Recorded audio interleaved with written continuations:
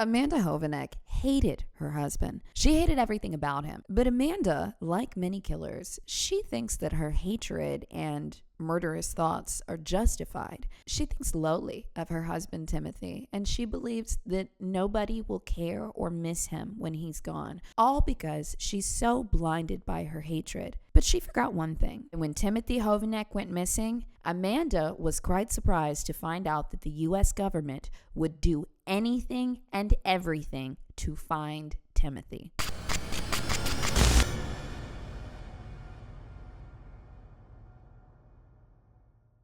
I like to know what makes people tick. I like to know why the good guys are the good guys, and I want to know what made the bad guys. So that's what I dive into all the time on Sinister, but it's really across all of my content. If you guys are interested, I also have a second channel that is nothing but body cam footage. We generally try to pick out just interesting body cam, not like the craziest thing you've ever seen. Humans are interesting and complex. There's a lot of drama in body cams. So if you're interested in human behavior, what makes people tick, I think you'll probably like Sinister and Best of Body Cam. You can check that out on the channel Best of Body Cam with BOZE, or click the link in the description. But this week, I got something for you.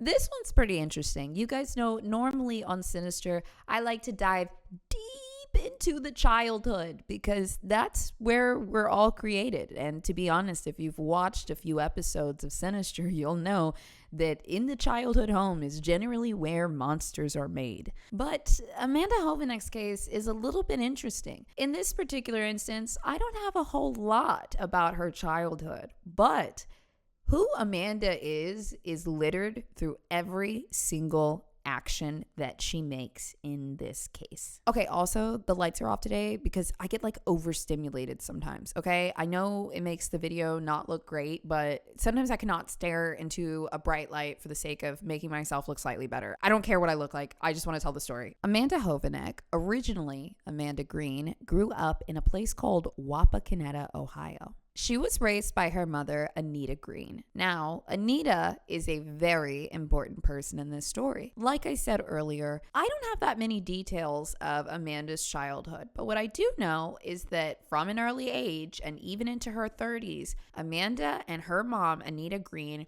were tight.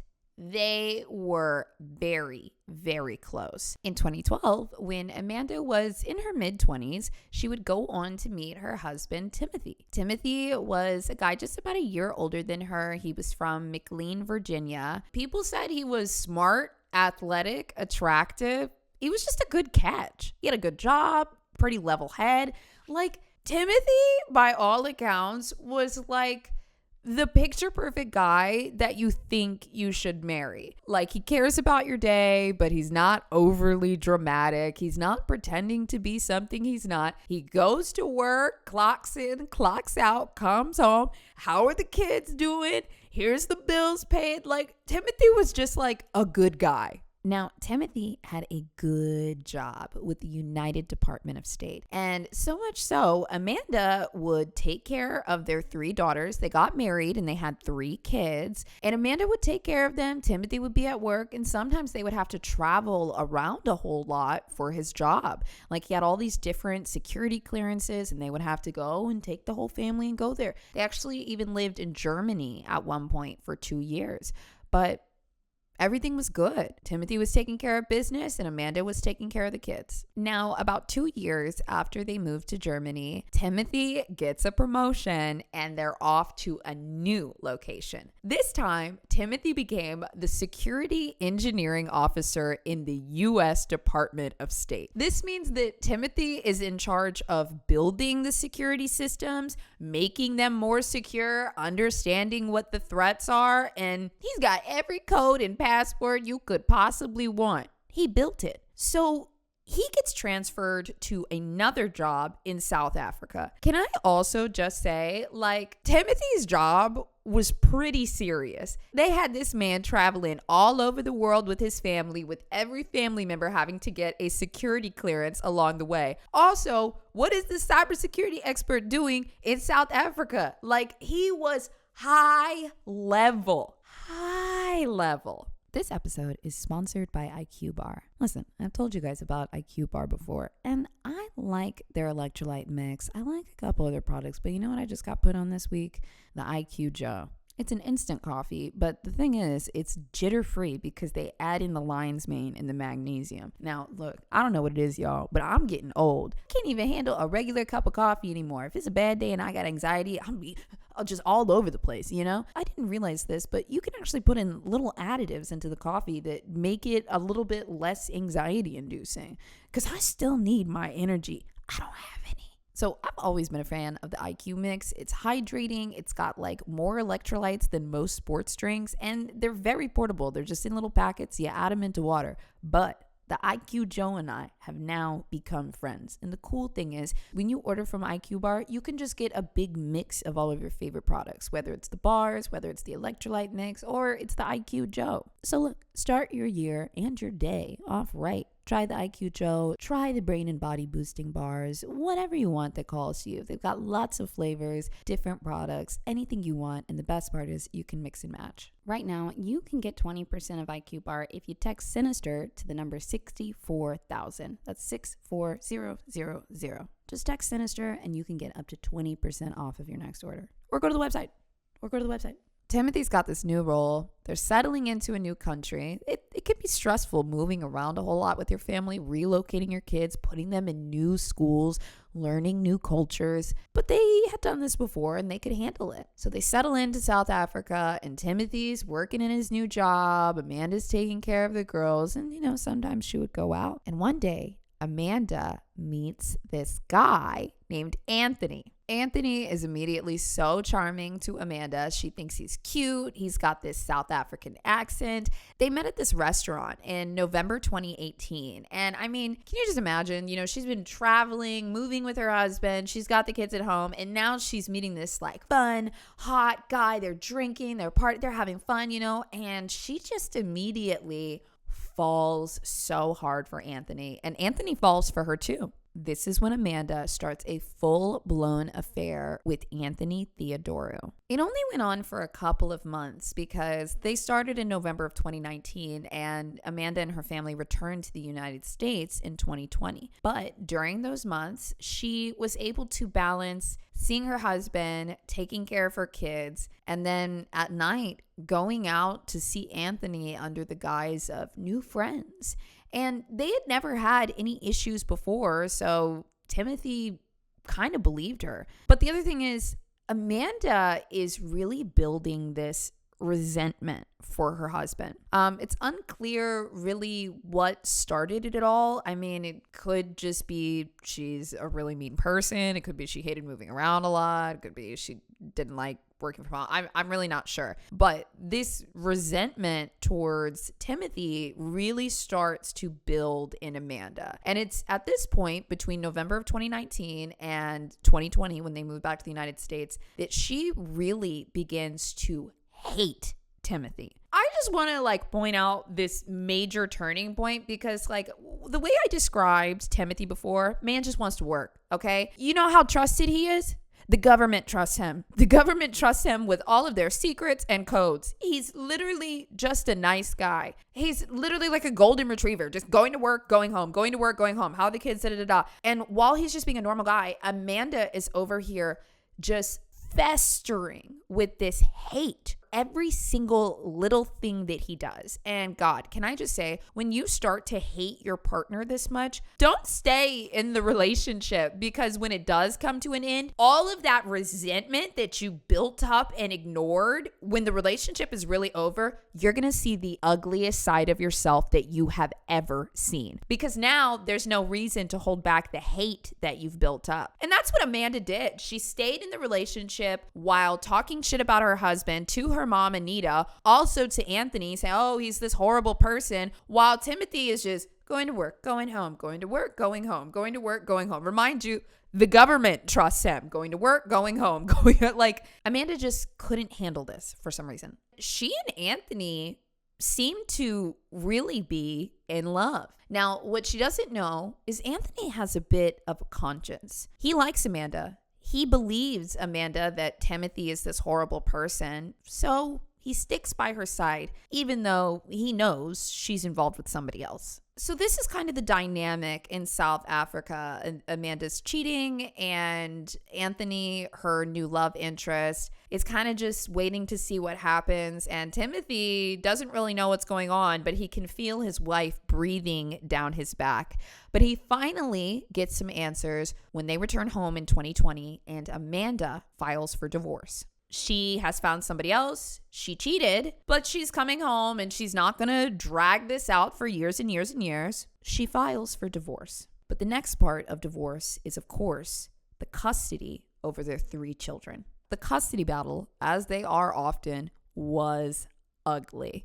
I think another really depressing part of custody battles that people don't really talk about are you can be with somebody for 5, 10, 20 years, and then suddenly in that courtroom, you will see a side of them you have never seen before. Especially for spouses or family members in this situation, it really messes up your worldview because they think, oh my God, I knew this person. I loved this person. I trusted this person. And then they're looking over at the bench on the other side and they're like, but who is that? How did I miss this? How did I not know that this is who I'd been sleeping next to my whole life? That's exactly what their experience was.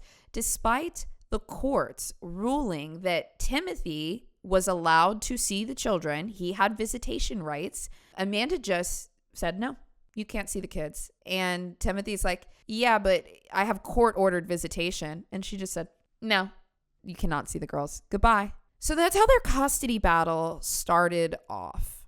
It's also possible that Amanda was wrapped up in her own little world and did not think that Timothy would fight this hard for his children, but he did. When Amanda refused to let him see the girls, he filed multiple motions against her. In the court, he tried to do everything properly. He didn't just show up acting all crazy, once again, lending to the character of who Timothy was. He went through the proper systems, and he would file these contempt motions over and over and over again. And every time, this would just piss Amanda off because she was like, why is he fighting so hard? Why won't he just give up? And I mean, it's unclear why she chose to be so aggressive with him from the beginning, because normally custody battles are like a slow descent into madness, but she from the jump was not yielding to anything that the court said. She was adamant that he would not have any custody of the children. But with every motion filed, she began to get more angry and she started to devise a plan. It would actually come out during trial that Amanda began to devise this sick plan before the custody battles even started. So it was clear the custody battle was not her sole motive. This episode is sponsored by Squarespace. You guys already know Squarespace makes it so easy to build a website. Back in the day, we had to learn CSS and HTML and JavaScript, all that stuff. I don't even know what was going on. I don't even know how we did it, but we don't have to anymore. On Squarespace, you can choose between hundreds of pre-made templates that are fully customizable. Whatever color you want, whatever shape, design, whatever photos you want up there, they can make it happen. And the cool thing is, it's just a couple clicks. It's so incredibly easy. Any adjustment you want to make can just be selected, dragged, dropped, whatever. If you can move a mouse, you can build a website on Squarespace. Whether you want to start a new business, show off your art, sell courses, or even run a donation campaign, you can actually set every single thing up with Squarespace. I even say, man, if you've been thinking about it but you don't know what to do, sign up on the website and start poking around and see what's possible. Another great feature they have are their SEO tools. You can get your website discovered even faster by making sure that it shows up in the search engine. And they have all the tools to make that stuff easy. You know, SEO, normally you got to hire like an expert for that. You can do most of the work right there in Squarespace. I mean, you don't want to build a website and then have zero traffic. They can make sure that doesn't happen. So look, if you want to get started today launching your business, website, portfolio, whatever it may be, you can use my code SINISTER to get 10% off of your first website purchase. All you got to do is go to squarespace.com and use the code SINISTER at checkout. So Anthony, that's the love interest that Amanda met in South Africa. He gets this call when Amanda goes back to the US, and it's a very strange call. She asks him pretty matter-of-factly, hey, Anthony, do you know anybody that would be willing to kill my husband? Just lobbed it at him. And Anthony, who is very in love with Amanda, he said, I can see if I can find someone. Now, was this fear? Was it love? I'm not really sure, but Anthony said he would ask around. Shockingly, in just a matter of time, Anthony does find someone who says they're a hitman. Now, this wasn't just him going into a random neighborhood or asking some friends, offering some amount of money. This hitman, who is still unnamed, seemed to really know what they're doing or have done this before. Like, this was like a real hitman. He suggested this specific type of drug. It was an animal tranquilizer that you could find it in veterinary hospitals. Obviously here I'm not going to say the name of it, but just to give you some understanding, you can find this at some vets offices, but they were actually able to purchase this drug in South Africa. In the United States, it's only for veterinary use and very strictly governed by law. So they were able to kind of move through some of these limitations and acquire this drug in South Africa. So the plan is that the hitman is actually going to commit the murder. But Anthony, the love interest from South Africa, he had to secure the product and then put it in a box hidden with other things Amanda instructed him to put it in, like jewelry and just some other things to cover it up. But inside was a vial of this liquid. And Anthony shipped this liquid to Amanda over in the United States. So now fast forward to 2022. The plan was that the hitman would meet Amanda in Ohio sometime in the spring, and he would commit the murder, and that would be that. It's also really just strange and cold to me. So much planning over 2 years to murder the father of your children. I mean, it's just cold. But what Amanda and Anthony don't expect is that the hitman actually was like, you know what? I have other stuff to do. I'm not going to do this. See ya. Bye, guys. And he just decides he's not going to do it. And so now Anthony and Amanda are like, well, fuck. Like, what do we do? I mean, they had the liquid, but the guy was like, yeah, I'm not showing up. Bye. So it's unclear whether they had paid him any amount of money or why he dropped out, but that's what happened. Amanda is pretty distraught, or honestly, if I'm looking at her character through this case, she's probably pretty pissed off that the hitman has changed plans. And also, the custody battle is still raging on. So she begs and pleads for Anthony to come out from South Africa to come visit her. And he does. He spends a bit of time with Amanda and her kids. And then he goes to the UK to visit his daughter from another relationship. And then after he visits his daughter, he decides to come back to be there for Amanda because she has another custody hearing that is just stressing her out. And during this custody hearing, the judge makes an order. The judge tells Amanda and Timothy, her now ex, that he is required to have the children this upcoming weekend. No more of Amanda saying, no, you can't see the girls. No. The judge says, no. He's going to have the kids this weekend. And if you don't let him see the kids, we're done with you, Amanda. So give him the children this weekend. And also, Timothy really has not been able to spend time with his children because of their meddling around. So in May, we are also going to give him residential custody of the children for 2 months. It was just for the summer. It was just for the summer that Timothy would be considered the residential or kind of primary parent for 2 months during the summer. They're out of school. The girls want to see their dad. They haven't seen him at all. This actually isn't that big of a deal. You know, Timothy has not been given primary custody of the children forever and ever and ever, and Amanda only sees them on the weekends. He just gets to have 2 months where he's the residential caretaker. And also, it's just a weekend coming up. Like, honestly, this is not that crazy. But Amanda refuses to lose. I don't even think that this is about her children at this point. It's about ownership of what she believes is 100% hers and what she can take from him. I mean, to take a child away from any parent is incredibly painful. And I think Amanda just really wanted to win here, because when she found out that Timothy was going to be able to have his children for 2 days, she went absolutely haywire. So, per the court-ordered weekend, Timothy takes the kids and spends the weekend with them. And then he brings them back to Amanda on time, on schedule, as needed. Because remember, Timothy, golden retriever, goes to work, comes home, takes the kids, brings them back when he's supposed to.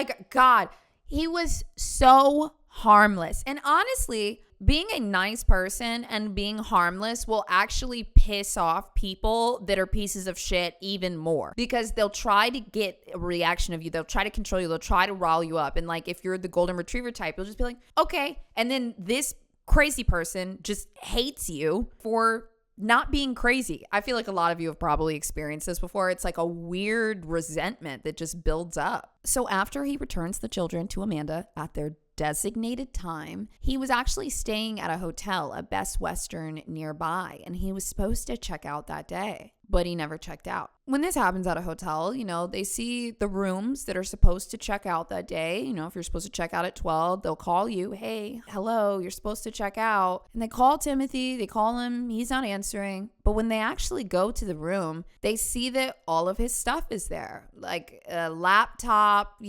paperwork, clothes, bag, everything. It's all just there. He's not answering his cell phone, no, nothing. And so the hotel thinks that this is pretty strange. I'm kind of curious if any of you guys, work at a hotel or have in the past or something. I'm sure it's pretty common that like people don't check out on time and you see all of their stuff is still there, but I'm sure they usually turn up within a few hours, right? Like, what is the protocol if somebody doesn't check out and all of their stuff is just there for 2 days, 3 days, 4 days? I don't know. I'm curious, hotel people, if you guys know. Now, in this case, the hotel waits a couple hours. He never shows up, and they end up calling the police because all of his property is there. So on April 27th, 2022, FBI Special Agent Andrew J. Eilerman was contacted by a police officer that received the call from the Best Western about the missing man. Well, when they start digging into his records,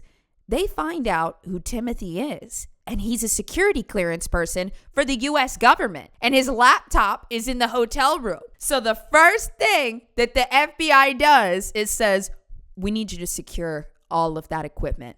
It has very important information on it. I just really need to be clear. Within 24 hours of Timothy going missing, the FBI was involved. In fact, I have a full list of everyone who assisted with the investigation. It was the Wapakoneta Police Department, the Federal Bureau of Investigation, the Agulhas County Prosecution's Office, another county's prosecution office, the Ohio Bureau of Criminal Investigation, another county's dog warden, and then the Grand Lake Task Force. They pulled out all of the stops. Now, mind you, Amanda Hovanec is just sitting over here like, God, I hate my piece of shit husband. I wish he wasn't here. He's the worst. Literally golden retriever man, okay? And she's like, oh, he's so awful. And she's so stuck in the fact that because she hates him, she thinks nobody would care. Nobody is going to go looking for him. She's just going to get away with it and have her kids forever. But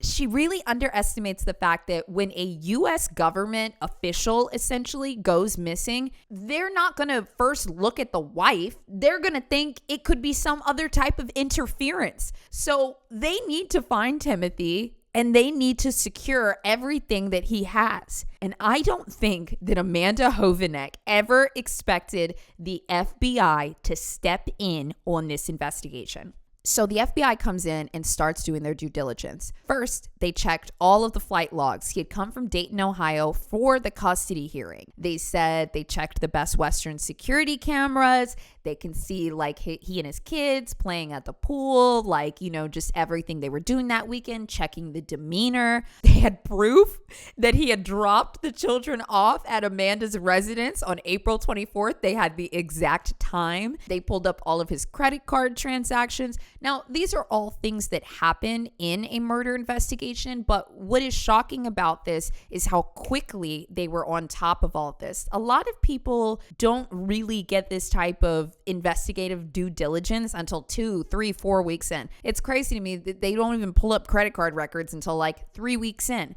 But, and also I just want to mention, I understand that I know we all wish that we had victims that had this level of protection the minute that they went missing. But, you know, this is just what happened in this case because he was a government official and they had no idea what had happened. So they do everything. They, track the cell phone. They figure out the exact time that it was turned off. They're checking to see if there's any interference from third parties. But then, of course, let's interview Amanda. Let's see what she has to say. They speak with Amanda and not much comes up in her interrogation. But something does come up when they find Timothy's car. They were able to locate his vehicle by contacting the cell phone provider and getting basically the last information that they had.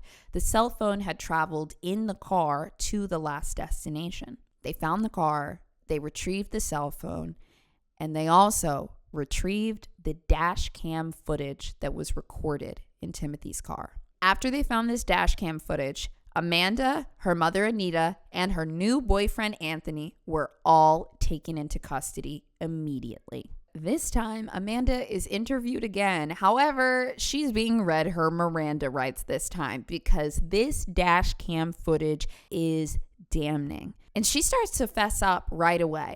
Not because Amanda has a guilty conscience, okay? She really does not. But it's because they told her, you recorded everything you did on camera. So she had no choice but to try to get her version of events out. She tells the police most of what happened. She explains that she received the drug shipped by her boyfriend, Anthony at the time, from South Africa. Like I told you earlier, he put it in a box with jewelry and gifts, different things for Amanda's daughters, also Timothy's daughters. I think that's very grim. They put gifts for Timothy and Amanda's children in the same box that they put the poison they planned to kill him with in. She gives them a few more details, but everything that the police need to know is on the dash cam footage. Now, it's sinister. I'm not going to show you this footage of this woman killing her husband, but I can tell you some of what the police actually saw on this. Because actually, the ending of it is a little crazy to me. So on the day that Timothy, the ex, was bringing the girls back home, Anthony, the new boyfriend, and Amanda were waiting with a bunch of shiny new gifts for their daughters.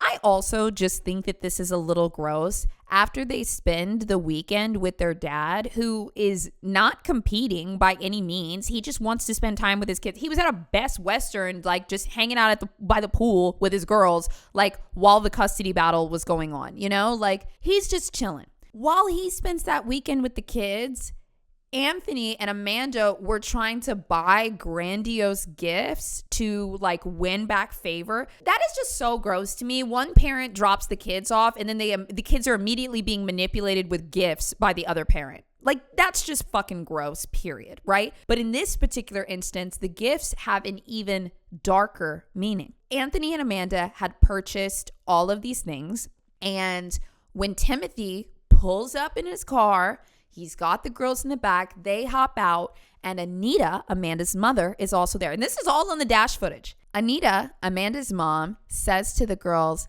I have a surprise for you. Come on inside. And she takes the girls inside. And then that is when Amanda confronts her ex, Timothy. She exchanges very few words with him before she jabs him in the shoulder with something. You can actually hear Timothy on the camera saying, quote, "What the heck are you doing? Did you just assault me?" It was very quick, and he really didn't even know what she had done, but he knew that it hurt. So after this, he begins to get a little weak and he reaches for his phone, but Amanda knocks it out of his hand, and then she starts to wrestle him to the ground. It's obvious that Timothy is starting to lose some of his strength. He can't really fight back against her.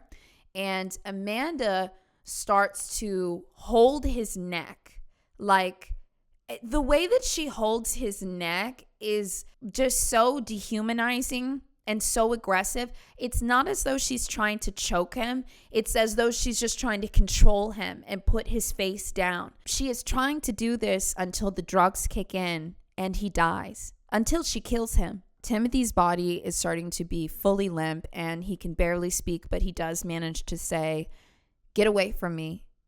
Get off of me." And Amanda continues to push him into the ground until he is no longer moving. She took the smartwatch off of his arm, and then she walked over to the car and she turned the engine off. And that is what stopped the dash cam video recording. It's crazy to me that Amanda not only didn't realize that the dash cam was recording the entire murder, but it's also wild to me that she commits this, steals from him, and then essentially turns the video off by turning the car off. Some people are blinded by their own hate and their own justifications that they do the most insane shit. After that, she and Anthony got together to abandon the vehicle and wipe it clean of all of the evidence they could. Police still had one question, and that's, where is Timothy's body? After Amanda's confession, of course, she and Anthony are both charged in the murder of Timothy. Their charges are as followed: conspiracy to import a controlled substance, importation of a controlled substance, conspiracy to possess with intent to distribute a controlled substance, and distribution of a controlled substance that resulted in Timothy's death. And then Amanda's mother, Anita Green, was also implicated in the murder. Remember when I said she and her mom were very, very close from a young age? Well, she confided in her mom as far back as 2020 that she planned to kill Timothy. And not only did Anita not do anything, she was apparently completely okay with her daughter's choice to do this, but she was the one that actually ushered the children inside while their father was being murdered outside. God, you people are such pieces of shit. All of you. You guys will see here in a little bit, her little lover boy, Anthony, he seemed to have a little bit of a guilty conscience afterwards. But you know what, motherfucker, you know you're not supposed to kill people. You guys had 2 years to back out of this. 2 years. Another thing I want to point out is Amanda must have some very controlling or manipulative tactics, because the fact that she could control her mother and this new guy that she barely knows, like he sent her the poison like a couple months after meeting her, she must have something's going on. Okay, there's some kind of control freak thing going on, and she's controlling everybody. Because why, Anthony and Anita, why would you do this? Anyways, sorry. Sinister moment. So the police have enough here, but you know what? Amanda and Anthony just keep talking. And so Anthony eventually tells the police even more about what happened that night. And he says that the children were bathed and then put to bed. And after they were sleeping, Anita, the mom, Amanda, and Anthony all worked together to load up Timothy's body into the back of a Honda Pilot that Anita, the mother, was driving. And she drove Anthony and Amanda to a burial site, which, mind you, the day prior, before they actually killed Timothy, Amanda had made her mom and Anthony drive out to pre-dig the site the day before. So they had pre-dug it about 2 feet or so. And then the next day, they committed the act and they put Timothy's body in the car, and Amanda's mom drove her to the burial site. I can't believe this. You can't make this stuff up. Amanda's mom drops them off, and Anthony and Amanda begin to dig more to bury the body. And Anita had to go back because the children were at the house. And so she would then drive by every hour on the hour to see if they were ready to be picked up. Process that however you want, because I have a million different thoughts going through my head, you know? Now, remember, Anthony, the new boyfriend, is the one that's feeling real guilty and just giving the police everything. He tells them exactly where the burial site is. He also tells them that Amanda picked it, and it was a place near farmland that her grandfather used to own. So she didn't just pick it because like they owned it or something, because they didn't. She kind of picked it because it was personal to her, which I also just think is odd. And Anthony gave another detail. He mentioned that Amanda had put a bag over his head. I just think this is interesting because I've seen it a few times in cases, and my perception of why people do that is because after they commit the murder, sometimes they cannot like handle the lack of humanity of what they have done, and so they will cover up the face so that they don't have to see it, right? Because at the end of the day, this is still the face of her husband. And I think she would probably feel a lot of shame having to look at his face herself. And also now her new boyfriend is looking at what happens to people that fall in love with Amanda. So I believe that she covered up his face because she was like, okay, I can't handle this. I'm going to make this into just a body so that it's easier for me. It's interesting to me that Anthony was really like perturbed by this detail of her covering up the face. So he, tells the police everything. And on April 28th, 2022, the Ohio BCI crime scene unit exhumes the body, and they confirm that the death was caused by the injection of this particular drug. So Anthony, Mr. Guilty Conscience, is over here singing like a bird. And then they take that information back over to Anita, the mother, and she starts singing too. She gets charged with a felony in regards to the disposal of Timothy's body. Initially, when they interviewed Anita before they took her into custody, they had come to her house and she said, I don't know anything that happened. I have no idea what's going on. And then after Anthony told everything and she was taken into custody, they interviewed her again, and she admitted in her role in the murders, which was bringing the children inside and trying to hide it all from them, and then also picking the killers up from the crime scene. She also noted to the police that at one point when they were at the house, she saw a towel just lying around on the table, and she went to go pick it up, and Amanda told her not to pick it up because it was poisonous. Also, wow, a real mom of the year award here. You're trying to kill your husband and then leaving the poisonous fucking towels just on the table enough that your mom is about to pick it up, bro. Now, one other thing that's interesting is just through their statements, it really seems like Anthony and Anita were in some type of fog that Amanda was really pushing, because just some of their statements in the room don't make me feel like they are remorseful quite yet, but it seems like there is a reflection that was not happening before, because the mother, Anita, actually said later, during the drive to bury Timothy's body, she realized she was now involved, saying, quote, I knew at the time we were driving and we stopped at the site. I'm in this now. And I believe that. I believe that. I think Amanda had some kind of weird control here and was pushing this and, oh, it's for the kids, or, oh, it's for this. She had some type of narrative. And Anita and Anthony had moments where they realized, is this wrong? And it all came out in the interrogation room. And if anyone needs a reminder, murdering your husband, whether you don't like him or not, is a bad idea. It's objectively wrong. There's no gray area here, okay? There's no gray area here. And the other thing is too, like, even in cases where the husband's a horrible piece of shit and like somebody's being abused, we don't want abuse victims to go to jail either, okay? So let's not murder anybody. Don't kill anybody.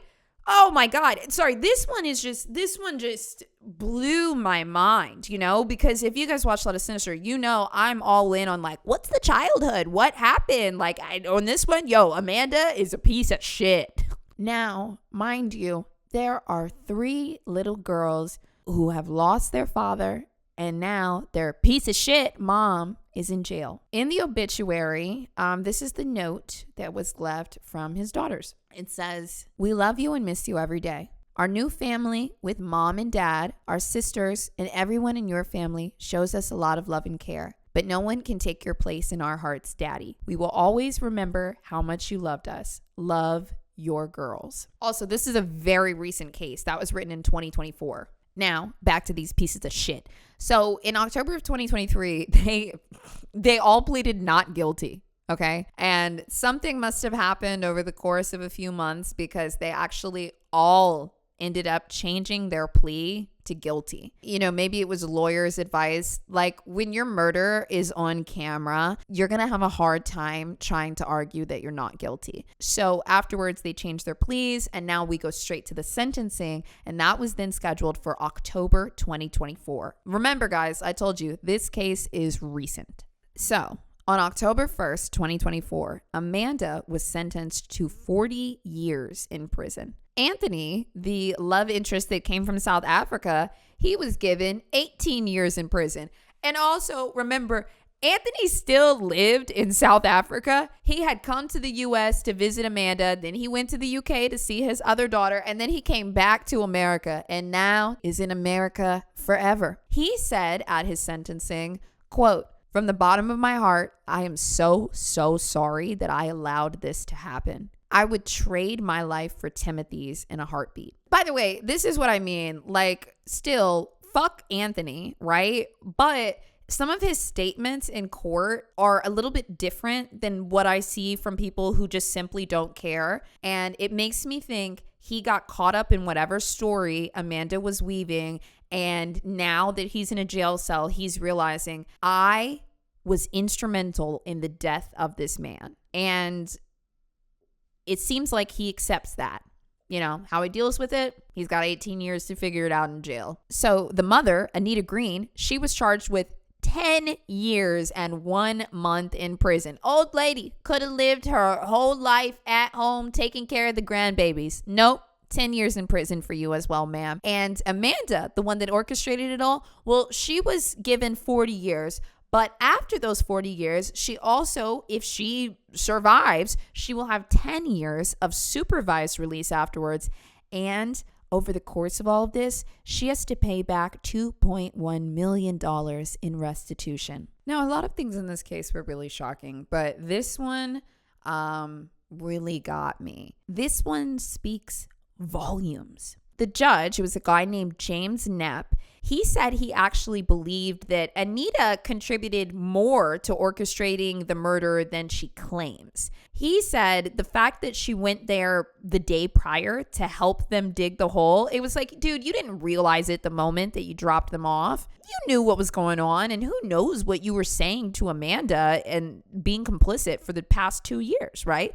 So the judge wasn't buying it. He was like, 10 years for you, but I think you were a little bit more involved than you actually claim. Now, the real kicker here is when Anita's daughters came to speak up. Now, their names are Jill Barber and Holly Green. I'm not sure if they are fully Amanda's biological sisters or if they're half sisters or something, but they are described as Anita's daughters and Amanda's sisters. So they spoke at the trial. They did not defend their mother and they did not defend their sister. They both requested the maximum sentence. So for their mother, they said that she was a liar and a manipulative narcissist. Quote, "I know with every fiber of my being that she was involved," Holly Green said. "She cannot be trusted to be let out."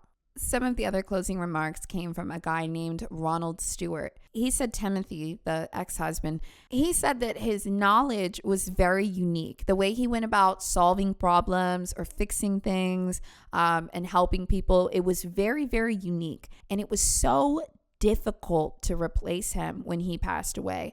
He actually went on record saying that Timothy's passing had a negative effect on the safety and security of people that were traveling abroad working for the government. They were not able to fill Timothy's position until 2024. They couldn't find anyone good enough to do what he did. Then the U.S. attorney also followed up by saying this about Amanda. Amanda Hovanec's violent and intentional actions were cold-blooded, calculated, and cruel. Her extreme malevolence towards her husband and complete disregard for how his murder would affect their innocent children is incomprehensible and unforgivable.